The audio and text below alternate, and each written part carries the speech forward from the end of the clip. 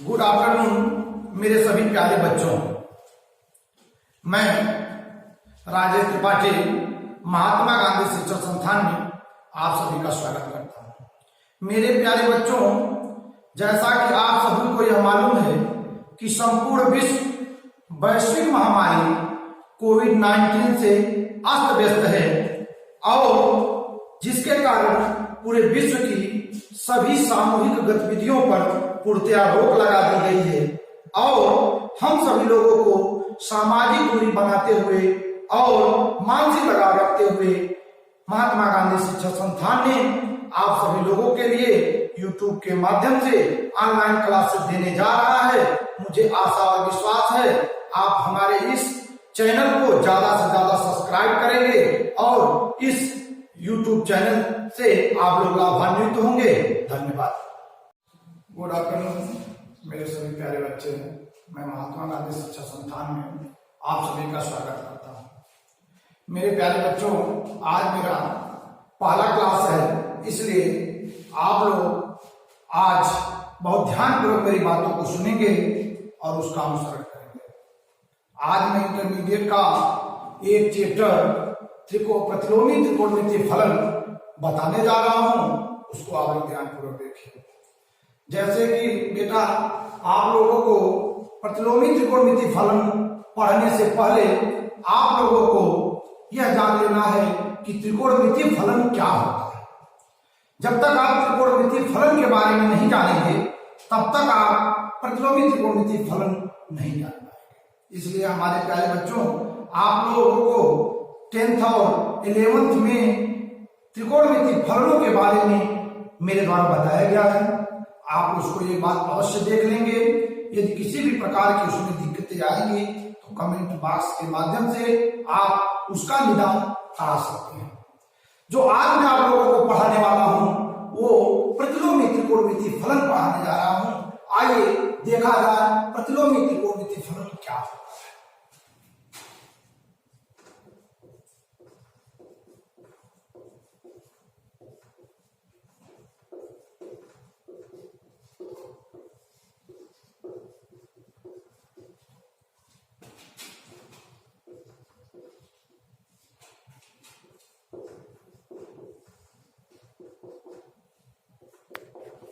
मेरे प्यारे बच्चों, प्रतिलोमी त्रिकोणमितीय फलन को इंग्लिश में इनवर्स ट्रिग्नोमेट्रिकल फंक्शन भी कहते हैं।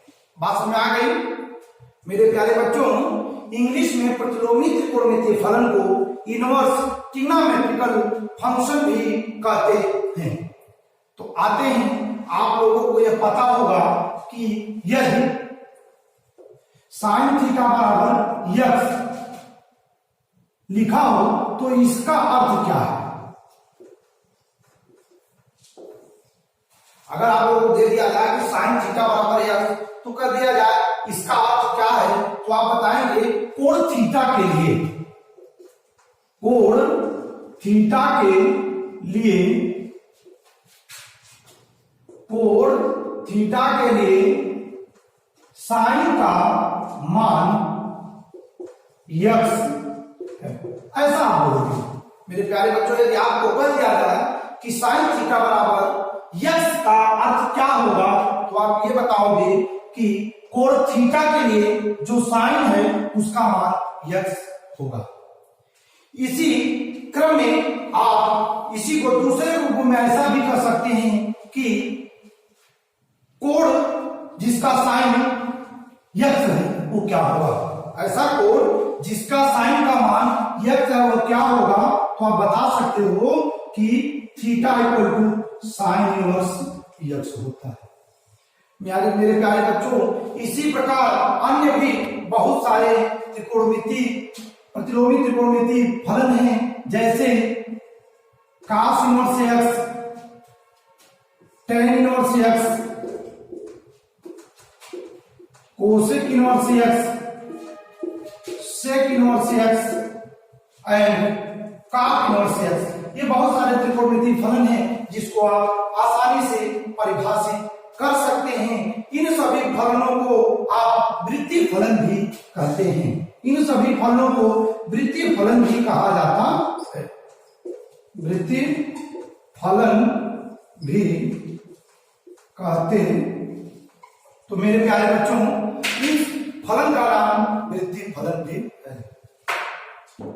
मेरे प्यारे बच्चों, मुझे उम्मीद है कि आपको इस प्रतिलोमी त्रिकोणमितीय वृत्तीय फलनों के बारे में आपको जानकारी हो गई होगी। यदि आप लोग इसको नोट करना चाहते हो तो इसे आप प्लीज नोट कर लीजिए। एक मिनट चलाओ उसको, अरे भाई बच्चे नोट भी करेंगे।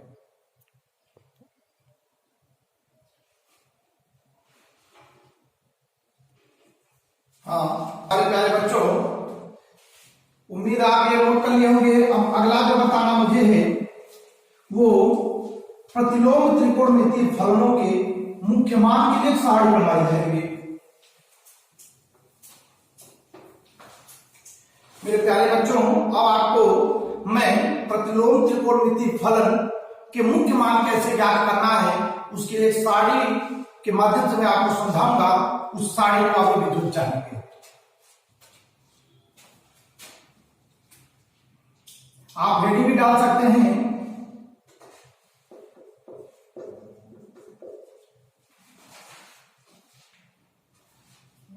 अभी आप लोगों ने देखा कि प्रतिलोमी त्रिकोणमितीय वृत्तीय फलन क्या होता है, इसके बारे में आप लोगों को जानकारी हो चुकी है। अब आप लोगों को जो जानने की आवश्यकता है वो ये है कि प्रतिलोमी त्रिकोणमितीय फलनों के मुख्य मान आप कैसे निकालोगे। प्रतिलोमी त्रिकोणमितीय फलनों के मुख्य मान अगर निकालने की बात की जाए, क्योंकि फर्स्ट एक्सरसाइज में आपके यही पूछा गया है कि निम्न त्रिकोणमितीय अनुपातों के मुख्य मान ज्ञात कीजिए। तो ऐसे स्थितियों में आपको कैसे निकालना है उसके लिए एक सारणी बनाई जाएगी। आप उस सारणी को विद्युत जानकारी लेंगे। आइए वो सारणी कैसे बनेगी इसके बारे में हम लोग जान लेते हैं। ये हेडिंग डाल सकते हैं आप,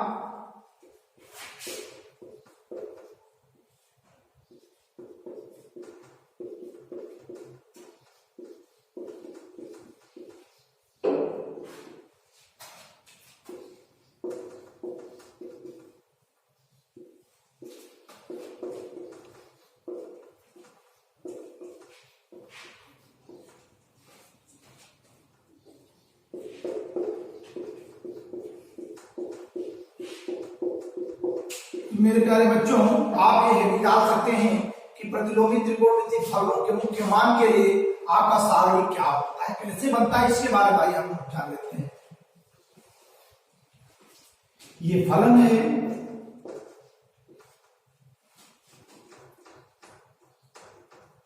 ये आपका प्रांत होगा, ये आपका परिसर होगा। तो प्यारे बच्चों, फलन को इंग्लिश में फंक्शन बोलते हैं, प्रांत को इंग्लिश में डोमेन कहा जाता है, डोमेन, और परिसर को इंग्लिश में रेंज बोला जाता है। तो आइए मान लिया जाता है, माना कोई फलन y equal to sine inverse x है। अब आप मान सकते हो कि माना कोई फलन साइन इनवर्स x है, इसका प्रांत क्या होगा। तो इसके प्रांत के लिए इसका जो प्रांत होता है साइन इनवर्स x का, वो -1 से लेकर के 1 के बीच होता है। यही कारण है मेरे प्यारे बच्चों, साइन जब आप 0, 30, 45, 60, 90 का वैल्यू याद करते हैं तो साइन के साथ किसी भी एंगल का जो मान होता है वो -1 से लेकर के 1 तक होता है, या तो इसके बीच होता है। इसका जो परिसर होता है प्यारे बच्चों, वो -π/2 से π/2 के बीच होता है। ये साइन के लिए है। इसी प्रकार अगला जो फलन है मेरे प्यारे बच्चों, वो y equal to cos inverse x है।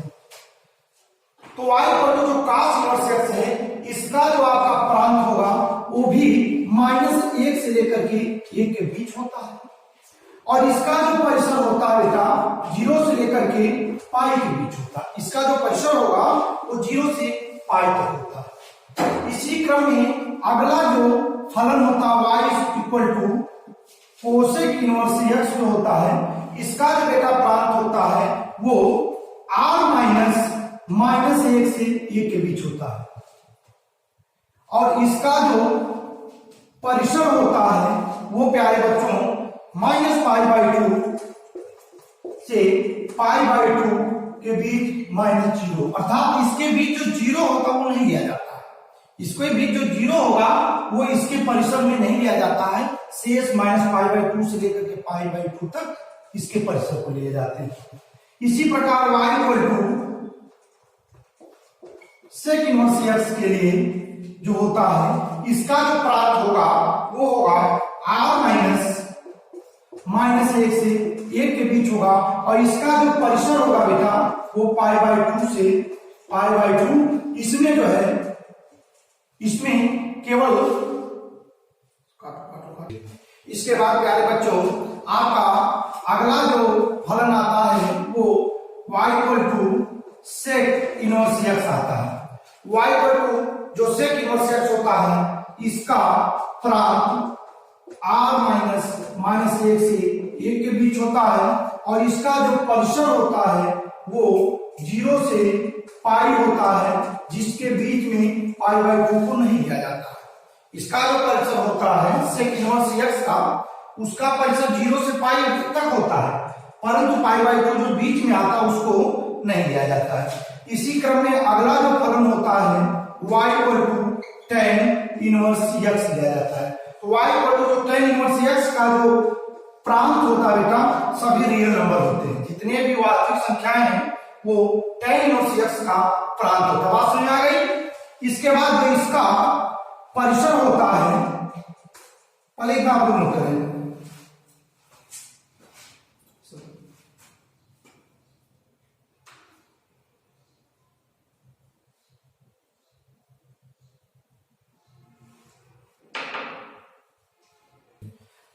मेरे प्यारे बच्चों, हमें उम्मीद है आप लोग ये नोट कर चुके होंगे। इसके बाद अगला फलन की बारी आती है, उससे पहले इसको हम रेज करेंगे।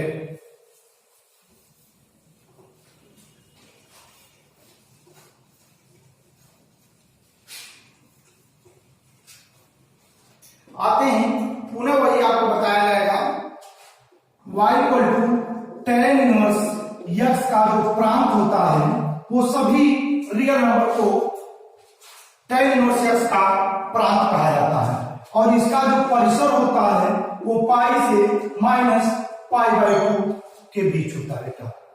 इसके बाद अगला जो फलन होता है y equal to cot inverse x होता है। इसका भी प्रांत आप समझ लीजिए r ही होता है, और इसका जो परिसर होता है वो 0 से लेकर के पाई तक होता है।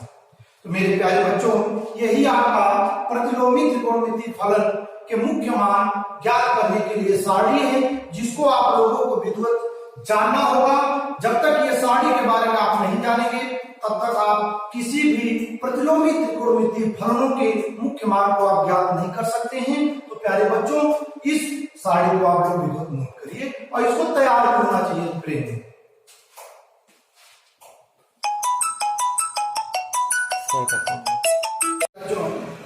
आप लोग, हमें उम्मीद है आप लोग इसको नोट कर लिए होंगे, और नोट ही नहीं करेंगे, इसको पूर्णतः रेडी कर लीजिएगा।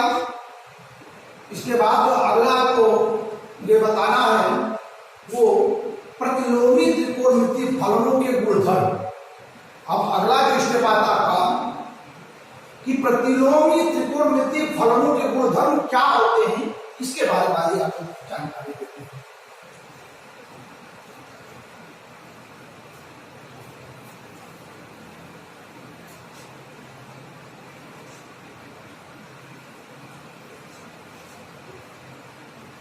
तो आप लोग ये भी डाल सकते हैं बेटा, प्रतिलोमी त्रिकोणमितीय फलनों के गुणधर्म।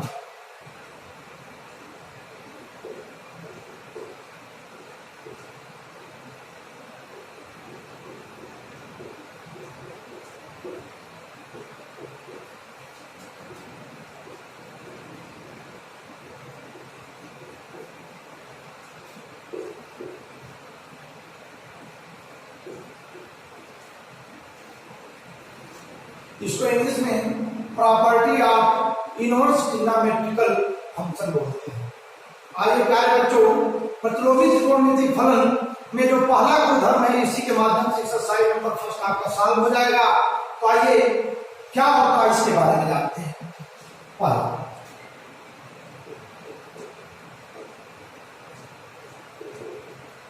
इसमें जो है यदि आपका साइन इनवर्स साइन थीटा हो इसका मान थीटा के बराबर समझ आ गई। दूसरा जो होता है यदि आपका cos इनवर्स cos थीटा हो इसका भी मान थीटा के बराबर होता है। इसी प्रकार तीसरा जो होता है tan inverse tan theta equal to इसका भी मान थीटा ही होता है। प्यारे बच्चों अगला जो है चौथा वो cot इनवर्स cot थीटा है इसका भी मान थीटा होता है। इसी प्रकार और जो अगला चलेंगे कोसेक इनवर्स कोसेक थीटा है इसका भी मान मेरे प्यारे बच्चों थीटा ही होता है। और अगला आगे जाएंगे तो आप छठवां सेक इनवर्स सेक थीटा का भी मान थीटा होगा। ये त्रिकोणमिति प्रतिलोमी त्रिकोणमिति फलों के गुणधर्म है। अब आपके मन में यह विचार अवश्य उठ रहा होगा ये कैसे होता है साइन इनवर्स साइन थीटा का मान थीटा कैसे होता है, तो ये प्रश्न होता है। तो प्यारे बच्चों इसको आप लोग नोट कर लीजिए। तो आपको ये बता दिया जा रहा है कि साइन इनवर्स साइन थीटा का मान थीटा कैसे होता है। शेष आप लोग पांचों अपने आप प्रूव कर सकते हैं। तो मेरे द्वारा एक बता दिया जाएगा उससे पहले आप लोग इसको नोट कर लें।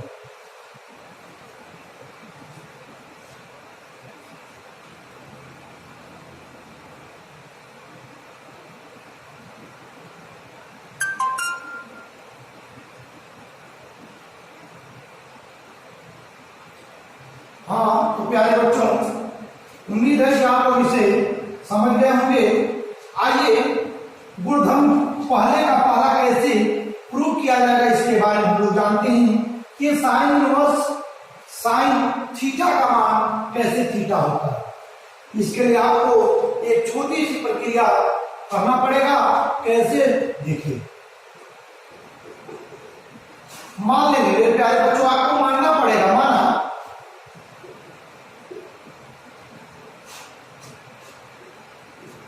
साइन थीटा बराबर मान लीजिए यस होता है। आपको मान लेना पड़ेगा कि माना साइन थीटा बराबर यस। तो आपको ये पता है साइन जब उधर जाएगा तो थीटा का मान आपका हो जाएगा। जैसा कि अभी आप लोग गुणधर्म जो देख रहे हैं इसमें पहला गुणधर्म आपको कैसे प्रूव करना है इसके बारे में आप ये जानते हैं कि यदि साइन इनवर्स साइन थीटा बराबर यदि थीटा हो तो ये कैसे होता है। आखिर साइन इनवर्स साइन थीटा का मान थीटा कैसे हो जाता है इसके बारे में जानकारी लेते हैं। इसकी कैसे उत्पत्ति की जाएगी इसके बारे में जानते हैं। इसके लिए आपको मानना पड़ेगा माना suppose sine theta equal to x मान लीजिए। समझा रहे हैं हमारी बात। मान लीजिए कि sine theta equal to x तो आपको पता है ये साइन जब राइट में जाएगा तो थीटा इक्वल टू हो जाएगा साइन इनवर्स यक्स।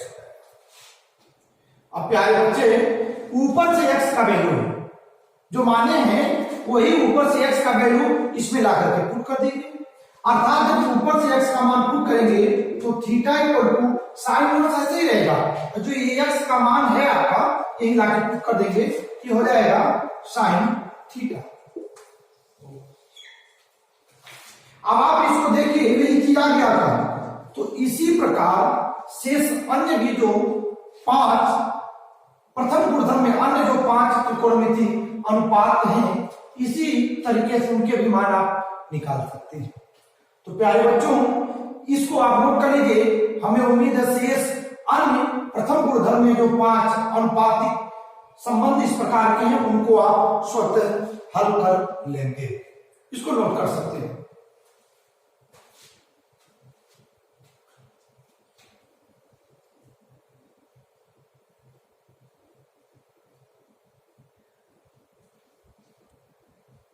हाँ तो हम ये उम्मीद करते हैं कि आप लोग इस प्रथम गुणधर्म को नोट कर लिए होंगे। इसी के बाद अब आपको दूसरे गुणधर्म के बारे में बताया जाएगा। इसके बाद एक्सरसाइज के क्वेश्चन लगने प्रारंभ हो जाएंगे। दूसरा गुणधर्म क्या है इसके बारे में देख लीजिए।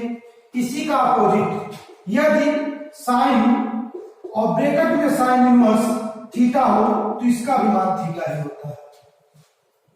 दूसरा इसी क्रम में यदि आपको कह दिया जाए cos इनवर्स cos थीटा, इसका भी मान थीटा ही होता है प्यारे बच्चों। इसी क्रम में तीसरा जो होता है ये cos इनवर्स थीटा का मान भी थीटा होता है। इसी क्रम में यदि आपको कहा जाए tan और ब्रैकेट के भीतर tan इनवर्स थीटा तो इसका भी मान थीटा होता है। और अगला जो है cot, ब्रैकेट में cot इनवर्स यदि थीटा है तो इसका भी मान थीटा ही होता है। इसी क्रम में अगला प्यारे बच्चे जो आपका कोसेक, ब्रैकेट में कोसेक इनवर्स थीटा जो होता है इसका भी मान थीटा ही होता है। और अगला जो है सेक, ब्रैकेट में यदि सेक इनवर्स थीटा है तो इसका भी मान थीटा होता है। तो ये प्यारे बच्चों ये भी दूसरा गुणधर्म है जिसको आपको विद्युत जानना होगा। ये गुणधर्म पर ही आपके एक्सरसाइजों के सारे क्वेश्चन डिपेंड हैं, इसलिए इसको आप विद्युत नोट करिए। इसको याद भी करने की आवश्यकता है, इसको उत्पत्ति तो जानिए ही जानिए, लेकिन इन सभी गुणधर्मों को आपको बिल्कुल कंठस्थ करने की आवश्यकता है। तो आप इसे नोट कर लीजिए।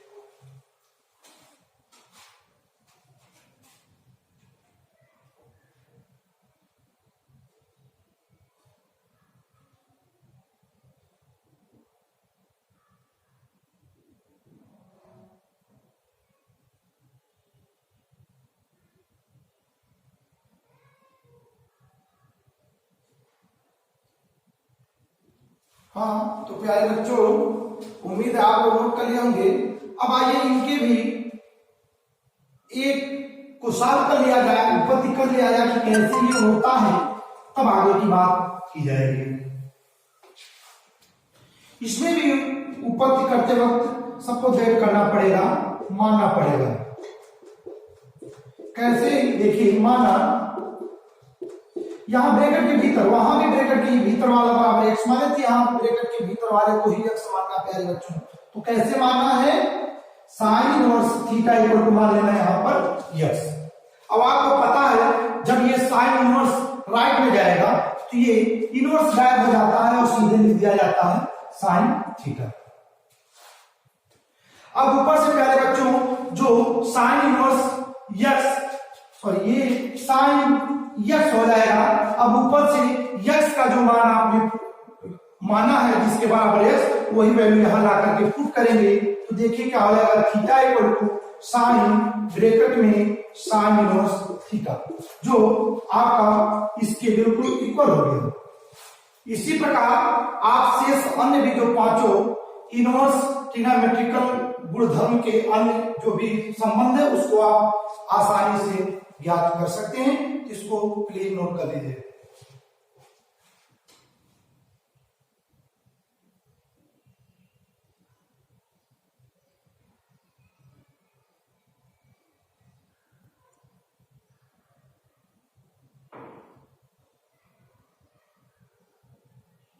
हाँ तो बच्चे नोट कर लिए होंगे, उम्मीद यही करते हैं हम। इसके बाद जो आपको आगे बताना है, अभी और भी गुणधर्म है लेकिन वो नेक्स्ट एक्सरसाइज में प्रयोग कराए जाएंगे, इसलिए आपको आपके एनसीईआरटी बुक से एक्सरसाइज नंबर फर्स्ट के आइए कुछ सवालों को हम लोग लगाते हैं।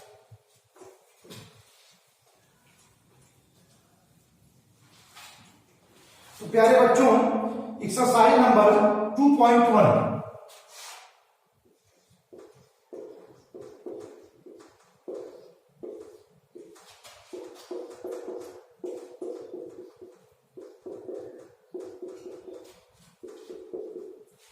इसका जो देखिए फर्स्ट क्वेश्चन क्या कर रहा है कि निम्नलिखित के मुख्य मानों को ज्ञात कीजिए। नीचे कुछ क्वेश्चन दिए गए हैं जिनके मुख्य मानों को आपको ज्ञात करना है, जिसमें पहला है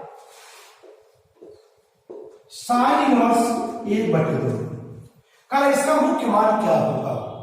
तो प्यारे बच्चों मुख्य मान ज्ञात करने के लिए देखिए क्या करना पड़ेगा, इसके हल करने के लिए तुरंत इसको मान लेंगे। मान लिया y equal to sine inverse 1/2 मान लिए। अब इसके बाद अगर ये साइन को आप लेफ्ट में लाएंगे तो ये सीधे आपका क्या हो जाएगा, साइन y इक्वल टू 1/2 हो जाता है। अब प्यारे बच्चों आपको ये दिमाग दौड़ाना होगा कि साइन में कितने अंश का मान 1/2 होता है। साइन में कितने अंश का मान 1/2 होता है, तो आपको इसके लिए आपको जो आप त्रिकोणमितीय फलन पढ़े हैं 0, 30, 45, 60, 90 उन मानों को आपको प्रयोग इसमें कराना होगा। तो सभी बच्चे जानते हैं कि साइन 30 अंश का मान 1/2 होता है। तो प्यारे बच्चों यहां आप इसको लिख सकते हैं साइन y 1/2 के स्थान पर लिख सकते हैं साइन 30 अंश। चूंकि साइन 30 अंश का मान 1/2 होता है। अब आप इसमें दोनों पक्षों से साइन को गायब कर सकते हैं। दोनों पक्षों से साइन को हटाने पर तो यहां हो जाएगा y इक्वल टू 30 अंश। यही आपका मुख्य मान है 30 अंश, बट आपको इस अंश में नहीं छोड़ना है, इसको आपको रेडियन में बदलना है। तो सभी प्यारे बच्चे जानते हैं कि अंश को रेडियन में बदलने के लिए क्या किया जाता है, जानते हैं ना? अंश को रेडियन में बदलने के लिए आपको π/180 अंश का गुणा करना पड़ता है। किसी भी एंगल को, किसी भी कोण को रेडियन में बदलने के लिए π/180 अंश का गुणा कराते हैं। ये 0 से 0 कट गया, 3 × 3 3 × 18 अर्थात π/6। अर्थात यहां लिख सकते हैं y इक्वल टू π/6। यही इस का मुख्य मान होगा। प्यारे बच्चों यही आपका आंसर हो गया, इसको नोट कर सकते हैं।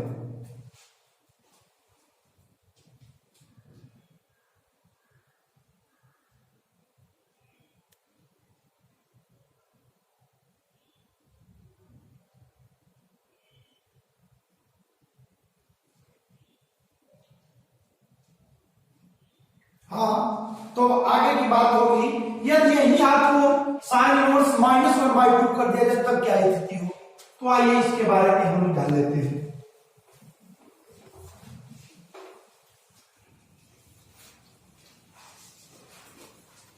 थोड़ा सा चेंजिंग कर दिया जाए, यदि यही आपका साइन इनवर्स -1/2 कर दिया जाए तब इसका मुख्य मान क्या होगा, इसके बारे में पहले बच्चों अब आप लोगों को जानकारी होनी चाहिए। इसके लिए भी सेम प्रोसेस वही होगा, इसमें भी मानना पड़ेगा, माना साइन इनवर्स 1/2 बराबर x, ऐसा मान लेंगे। बात सुना रहे सबको। मानने के बाद अब आपको देखिए साइन राइट में ले जाएंगे। जब साइन राइट में जाएगा तो -1/2 इक्वल टू हो जाएगा आपका साइन x। ऐसा होगा नहीं होगा? होगा। अब आगे आप देख सकते हैं, ये माइनस को राइट में ले जा सकते हैं, तो 1/2 माइनस राइट में जाएगा तो ये माइनस साइन x हो सकता है। अब आपको ये ध्यान देना है कि साइन में कितने अंश का मान 1/2 होता है। यहां भी साइन 30 अंश का मान 1/2 होता है और ये माइनस साइन x लिख देंगे। अब आप माइनस को पुनः लेकर लाइए या पुनः माइनस को लेकर लाएंगे तो साइन 30 अंश कर सकते हैं, इक्वल टू साइन x लिखेंगे। और आपको पता होना चाहिए कि ये माइनस अगर एंगल में लगता है तभी वो पहले आता है। ये माइनस एंगल में लगता है साइन में, तभी ये माइनस पहले आता है। आपको ये नियम पता होना चाहिए कि यदि साइन में एंगल के साथ माइनस लगा हो तो माइनस पहले आ जाता है। इसको साइन थीटा लिख दिया जाता है। इसी प्रकार यदि कोसेक में माइनस लगता है तो इसमें भी माइनस को पहले ला दिया जाता है। इसी प्रकार यदि आपका tan में माइनस लगता है तो ये भी माइनस पहले आ जाता है। इसी प्रकार यदि कॉट में एंगल के साथ माइनस लगता है तो ये भी माइनस पहले आ जाता है। इसी प्रकार यदि कॉस में एंगल के साथ माइनस लगता है तो ये नहीं, माइनस पहले नहीं आ जाता है, इसको माइनस के गायब करके लिखा जाता है। इसके पीछे लॉजिक है, इसके पीछे भी कारण है कि क्या कारण है कि कास के साथ यदि एंगल में ऋण लगता है, कास में यदि कोण के साथ ऋण लगता है तो वो पहले नहीं आता, वो हमेशा के गायब कर दिया जाता है।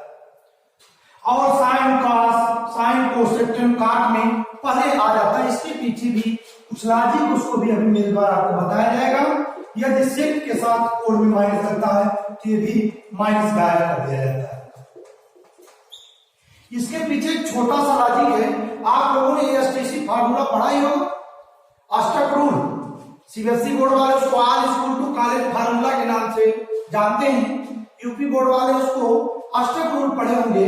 उसमें एंगल का डायरेक्शन जो होता था उसको आप पढ़े ही होंगे। इस तरीके के चतुर्थांश कोऑर्डिनेटों के बारे में आप लोग अध्ययन किए हैं। तो ध्यान दीजिए मेरे प्यारे बच्चों, यदि एंगल ऋणात्मक है, ठीक है, यदि कोण ऋणात्मक है तो जो डायरेक्शन होता है वो अपोजिट होता है। इस तरीके से डायरेक्शन चलने लगता है। अब आपको पता है एएसटीसी फार्मूला से, एएसटीसी से आप लोगों को जानकारी है, ये फर्स्ट कोऑर्डिनेट होता है, प्रथम चतुर्थांश होता है, ये द्वितीय चतुर्थांश होता है, ये तृतीय चतुर्थांश होता है, ये चतुर्थ चतुर्थांश होता है। ये सबको पता होगा। जिसमें फर्स्ट में ये रखा जाता है, सेकंड में एस को रखते हैं, थर्ड में टी को रखते हैं और फोर्थ में सी को रखते हैं। ए का मतलब होता आल। जो फर्स्ट कोऑर्डिनेट होगा, प्रथम चतुर्थांश होगा, उसमें त्रिकोणमिति अनुपातों के सभी वैल्यूज प्लस होते हैं। ये बात आपको याद होना चाहिए। दूसरा साइन रखा जाता है। साइन का अपोजिट कोसेक होता है। ये दोनों द्वितीय चतुर्थांश में होते हैं और ये दोनों द्वितीय चतुर्थांश में पॉजिटिव होते हैं। बात ध्यान दीजिएगा। अगर कोई आपसे पूछ लेता है कोसेक किसकी पत्नी है, तो आपको बताना पड़ेगा साइन की पत्नी। अगर पत्नी नहीं होती तो एक साथ नहीं रहते। यही कारण द्वितीय चतुर्थांश में साइन के साथ कोसेक को भी रखा जाता है। तृतीय चतुर्थांश में टेन को रखा जाता है, ये सभी लोगों को मालूम होगा। और टेन के साथ कॉट, अर्थात टेन की पत्नी का कार्य कौन कर रहा है बेटा? काट कर रहा है। इसी प्रकार आपका जो चतुर्थ चतुर्थांश है वहां काश होता है और इसकी पत्नी भी साथ में होती है। ये दोनों पॉजिटिव तब बकिया सारे वैल्यू चतुर्थ चतुर्थांश में नेगेटिव होती है। फर्स्ट चतुर्थांश में बेटा 0 अंश से लेकर के 90 डिग्री अंश तक के कोण फर्स्ट चतुर्थांश में बनते हैं। द्वितीय चतुर्थांश में 90 अंश से लेकर के 180 अंश तक के कोण बनते हैं। तृतीय चतुर्थांश में 180 अंश से लेकर के 270 अंश तक के कोण बनते हैं और चतुर्थ चतुर्थांश में 270 अंश से लेकर के 360 अंश तक के कोण बनते हैं। परंतु प्यारे बच्चों, यही यदि एंगल ऋणात्मक हो जाता है तो ये डायरेक्शन अपोजिट हो जाता है। पहले डायरेक्शन ऐसे देखा गया है एसटीसी में, और एंगल जब ऋणात्मक हो डायरेक्शन ऐसे हो जाएगा। इस स्थिति में जो चतुर्थ चतुर्थांश होगा वो प्रथम चतुर्थांश का कार्य करने लगता है। और आप जानते हैं चतुर्थ चतुर्थांश में काश और सेक पॉजिटिव होता है। यही कारण है यदि काश और सेक के साथ कोण में ऋण लगाते हैं तो गायब हो जाता है। और तो प्यारे बच्चों, अभी आपको ये याद हो गया कि केवल डायरेक्शन चेंज होने की वजह से काश और सेक में यदि हम कोण के साथ ऋण चिन्ह लगाते हैं तो अपने आप गायब कर दिया जाता है। और बाकी साइन कोसेक टेन और काट के साथ यदि कोण में ऋण लगाया जाता है तो वो कोण उस फलन के पहले लिख दिया जाता है। तो प्यारे बच्चों, उम्मीद करते हैं ये बात आपको समझ में आ गई होगी। तो इसी का प्रयोग यहाँ पर आप करेंगे। तो आइए देखते हैं कैसे।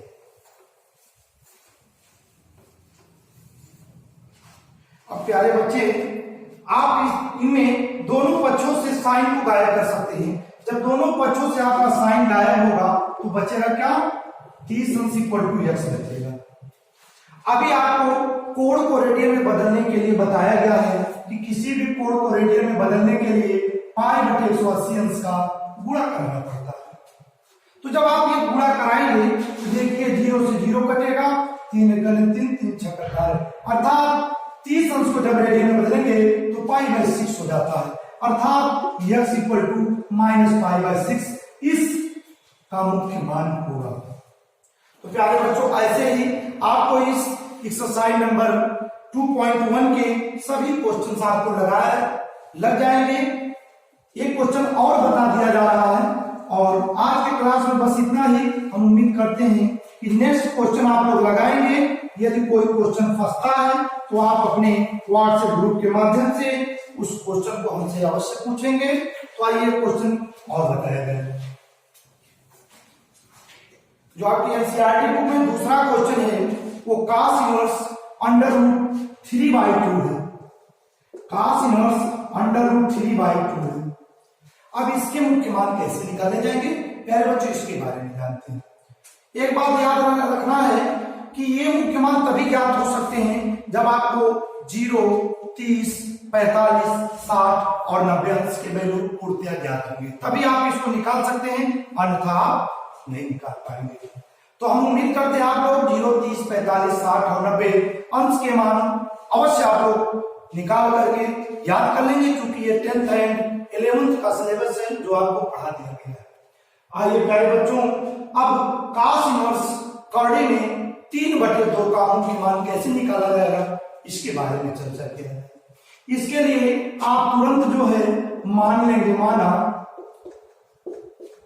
y = cos इनवर्स कड़ी में 3/2 ऐसा मान लिया जाएगा। इसको मानने के बाद अब आपका cos इनवर्स लेफ्ट आएगा तो सीधे cos y में बदल जाएगा और इक्वल टू √3/2 हो जाएगा। समझा रही बात हमारी। अब इसके बाद जो आपको जानना है ये देखना होगा कि cos में कितने अंश का मान कड़ी में 3/2 होता है। cos में कितने अंश का वैल्यू √3/2 होता है इसके बारे में जानने की आवश्यकता है। तो मेरे प्यारे बच्चों, आप सभी को पता है cos 30 अंश का मान √3/2 होता है। तो आइए इस सवाल को लगाएंगे कैसे। cos y = सीधे लिख देंगे √3/2 के स्थान पे cos 30 अंश। चूंकि आपका cos 30 अंश इक्वल टू होता है √3/2। यहां भी वही प्रक्रिया, दोनों पक्षों से cos को गायब करेंगे, y = आपका हो जाएगा 30 अंश। प्यारे बच्चों, अब इस 30 अंश को आप रेडियन में बदलेंगे तो y = π/6 हो जाएगा। यही आपका मुख्य मान हो गया। तो आप इसको नोट कर लेंगे और हम ये उम्मीद भी करते हैं प्यारे बच्चे आगे आपके 10 क्वेश्चन एक ही टाइप के हैं। आप इसको उम्मीद किया जा रहा है कि आप इसको लगाएंगे, लगाने के बाद आप उसको व्हाट्सएप ग्रुप पर भेजेंगे ताकि ये पता चल सके कि आप हमारी इस बातों का अनुसरण किए हैं, आपको कुछ बातें समझ आई हैं और उसको लगाए हैं। तब शेष अगली बातें फिर कल के शो में बताया जाएगा। धन्यवाद।